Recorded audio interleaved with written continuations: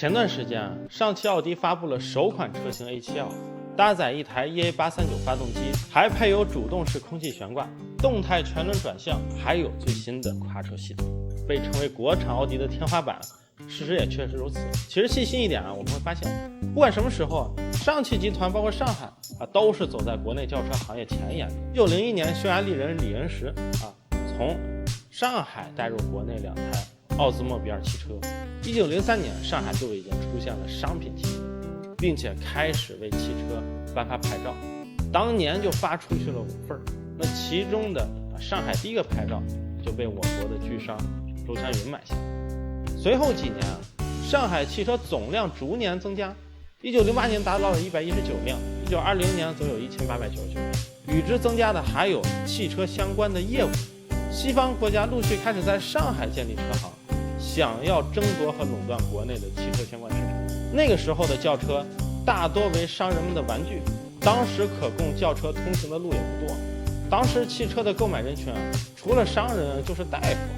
那个时候上海有个不成文的规矩，诊所的大夫出诊必须坐轿子，稍有名气的会付费，一般的大夫则是由病人家雇轿子接送。而有了轿车之后部分轿子则转变成了汽车，当然租1小时也是极贵的。那个时候汽车贵，主要原因是当时国内没有汽车相关产业，甚至是燃油都要进口。为了改变这一现状1920年孙中山先生提出中国必须要有自己的自动车工业。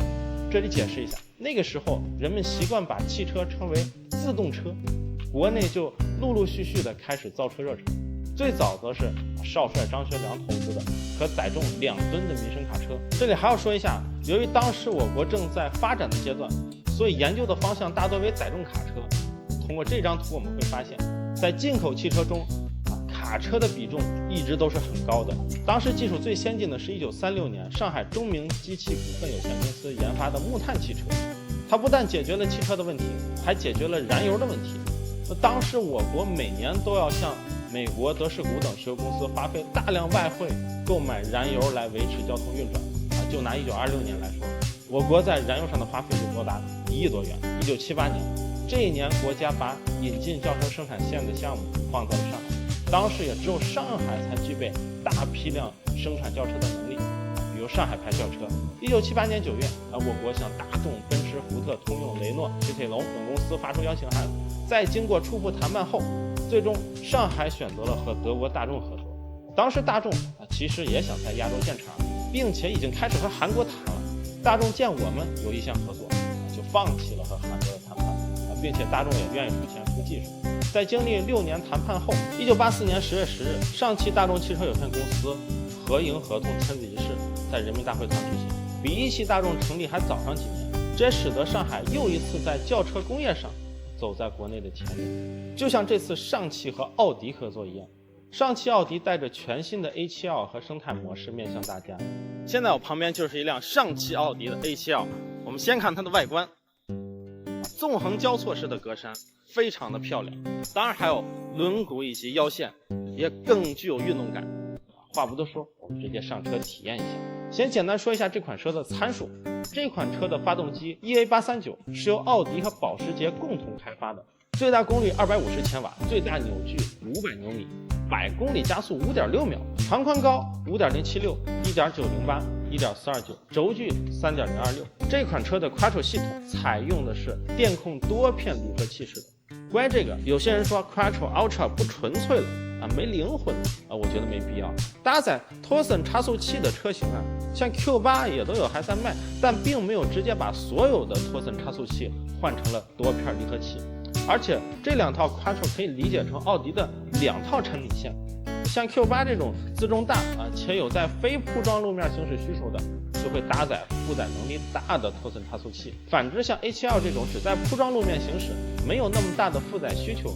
用这套更加顺畅且更具有燃油经济性的 Ultra 则是最优解。Ultra 这套4驱的区别在哪呢？后差速有个电子平衡器，负责连接和切断后轮动力的。在常规行驶的时候，后轮是不提供动力，和传动轴是断开的，动力100%由前轮提供，后轮是被动在转且不会影响到前轮。遇到突发情况的时候，或者说前轮打滑需要后轮提供动力的时候，这个电子差速器会在 0.5 秒的时间内让后轮和传动轴连上，立刻开始工作。这一套系统的动力分配范围又比托森差速器时的要大，既可以做到前轮100%，也可以后轮100%，并且因为是电子控制的，可以实现非常自由、快速且精准的动力调配，减少延迟和动力分配不均匀带来的动力消耗。除了最新一代 Quattro， 上汽奥迪为了让 A7L 具备乘坐的舒适性和驾驶的乐趣，搭载了主动式空气悬架。和传统的弹簧式悬架不同空气悬架系统由前后空气减震器、动态底盘控制单元、空气泵等部件组成。先由安装在车辆不同位置的传感器收集目前车辆的行驶状况，然后通过电控阀门调节空气悬架的气包内气体的压力，气压越大，刚性也就越大。总的来说，这套系统就是通过调节气包内的空气压力来调整负载支持和悬架。用户想要什么体验在中控调就好了，并且这辆 A7L 的空气悬挂的上下调节范围为30毫米。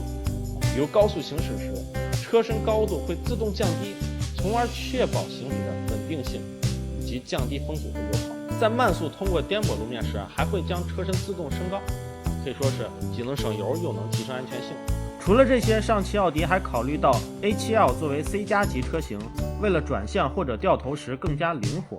于是贴心的加上了动态全轮转向系统。这套系统可以根据车速来调节后轮转向的方向和角度。简单来说，在时速低于60千米每小时的时候，前后轮转向是相反的，这样可以大幅减少车辆的转弯半径。A7L 的转弯半径只有11.8米，接近一辆 A 级车的标准。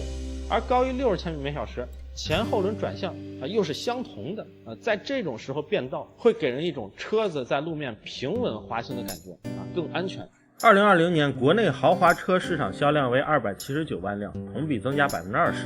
要知道2018年至2020这3年里我国汽车市场销量是持续下滑的，而豪华车市场销量则是持续上涨。面对增量市场，企业也不能止步不前。上汽奥迪率先探索新势力的服务和销售模式，以客户体验为中心，搭建了线上线下相结合的实体电商模式。线下体验，线上购买，保证统一价格，避免一车多价的情况发生，也避免了以前经销商之间的恶性竞争，更加关注如何为客户带来更好的服务。随着国内疫情的管控逐渐走向正轨，我国豪华车市场必然会保持持续的增长，而传统豪华车企业如何应对来势汹汹的豪华新势力，也值得期待。我是大蜡主，我们下期再见。